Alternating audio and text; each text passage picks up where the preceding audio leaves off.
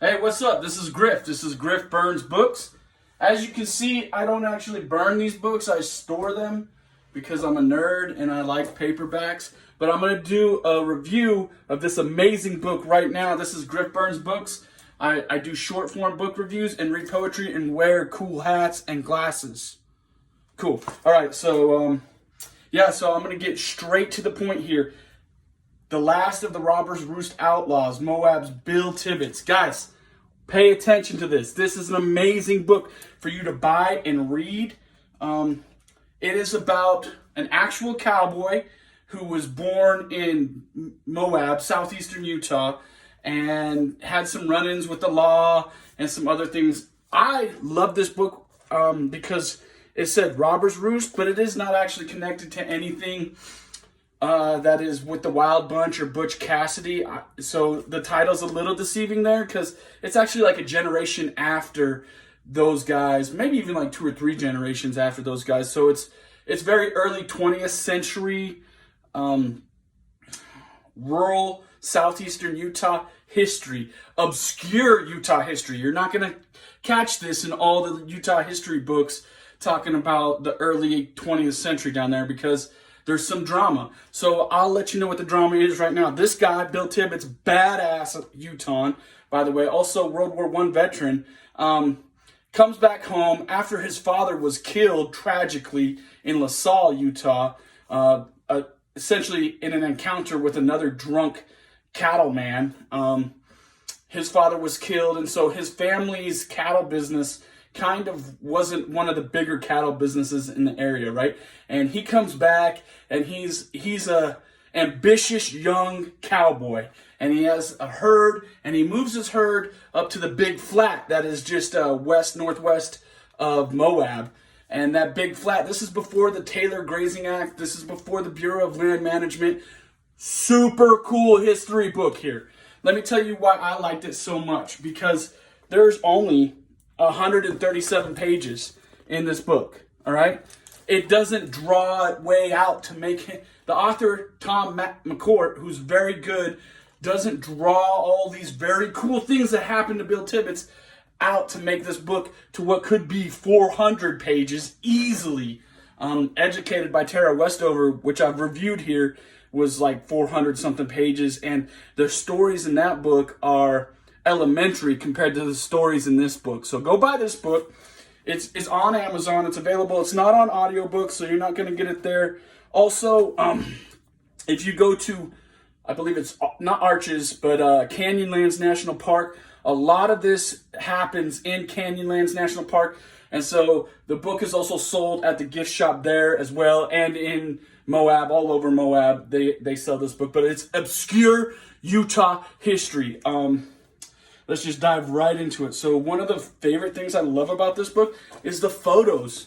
So they did some really great work here, just gathering photos of southeastern Utah and of Bill Tibbets and some of the other stuff. It also, there's a chapter in here about some of the Native American tribes and their relationship with the establishment down in Moab. But the book and the story is really about Bill Tibbets' relationship with the establishment down there in Moab.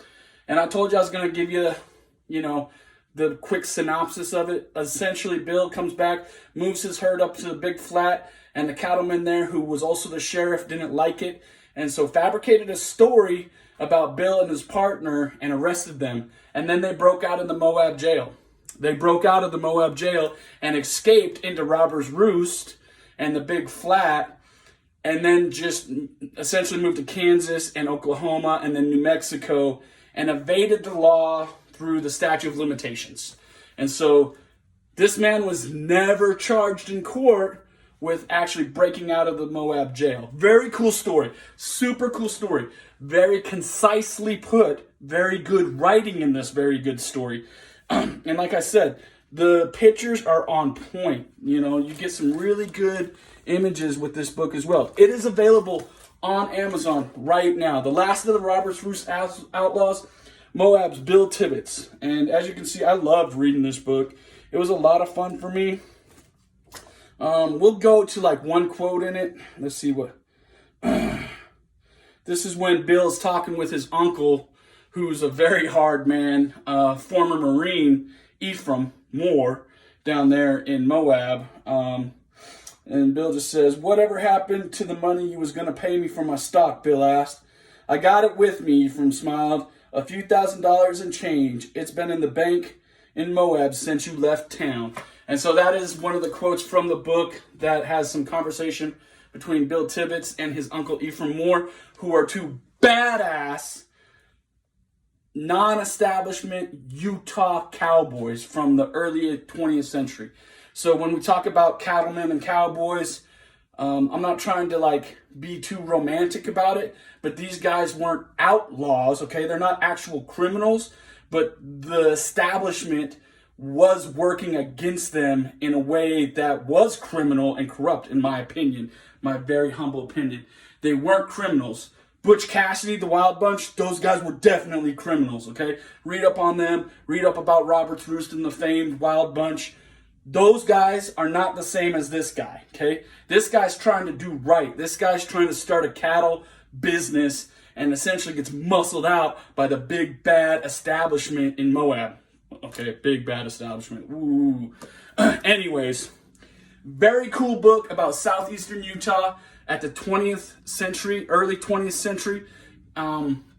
Lots of context in here about the communities that made up southeastern Utah and Moab, and lots of real cool stories about some really cool high desert territory in Canyonlands National Park. So definitely go check out this book.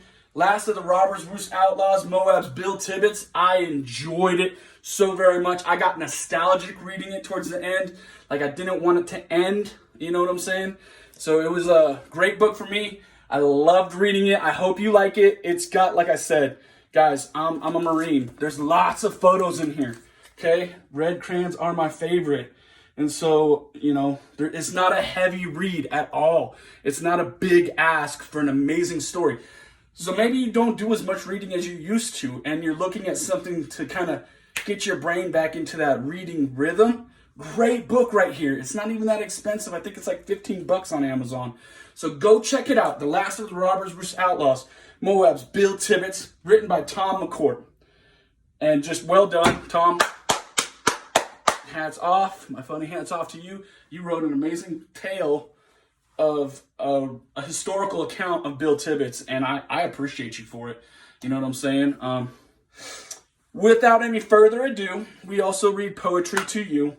And so I'm going to read some poetry from my book about another obscure Utahn, Griff, the non-toxic grunt. Go check me out on Instagram, where I read poetry every Saturday morning. And also, please go check out my book, Burned in Babylon, Broken, Bitter, But Not Ever Giving Up, the manifesto of Robin Rolfe Griffiths, the toxic grunt. It's available on Amazon. Thank you all so much for the support. Please go buy it. Please go read it. It's a good book. And without any further ado, I'm going to read my poem, Babylon's Blazing Furnace.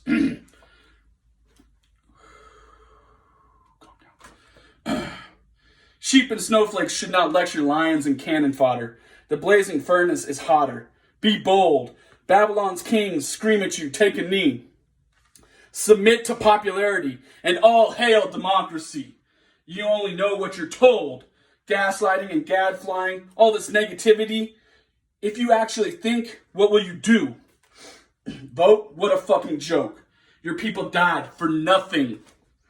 Ashes don't have burn scars. Snowflakes are weak and melting. Sheep love the slaughter. Get used to the heat. We're all cannon fodder. And that's my poem, Babylon's Blazing Furnace, from my book, Burned in Babylon, which is my story about my 2 deployments to Iraq, being severely wounded, coming home, going to college, being a dad, adjusting to life as a civilian, all kinds of stuff, you know what I'm saying? So thank you so much for the support with that. I do want to read another poem. This one is, it's a little different. I love poetry, so I'll clue y'all in. It's a little bit of wordplay here. So just bear with me while I read it to y'all. It's depressive realism. Information is greater than happiness. Understanding is greater than popularity. Binary is less than intricate. Conformity is less than struggle. Death is greater than life. Fantasy is less than history. Work is greater than glory. Purity is less than potency. Bitter equals sweet. Good equals evil. Material social happiness does not equal genuine. Matthew 10:16 is greater than prosperity preaching. And that's my poem, Depressive Realism. And that's from my book, Burned in Babylon. Really good book. Go check it out on Amazon. Thank you again for all the support. Also, definitely go check out The Last of the Robbers Roost Outlaws, the story of Moab's own Bill Tibbetts. Tom McCourt, excellent job, sir. This would definitely not get burned. This is an amazing book, and I highly suggest everybody to go buy it and go read it. Don't burn it. I don't burn any books. I'm just joking with all that. With that said, Halloween's coming up, so let's do another review on this bad boy, The Devils of Loudun, by Aldous Huxley. I'm going to get this one out. I'm going to do a quick reread and do I guess we could call it a flash burn of The Devils of Loudun for y'all for Halloween, because it's spooky. It's another historical account. This one is of a French priest who gets burned at the stake after a little bit of conspiracy theories and stuff like that. Very good book. I'll review this next video here on Griff Burns Books. Look for it coming, dropping Halloween-ish time. Again, thank you all for the support. This is a Moonbeam production. Griff, everybody love everybody.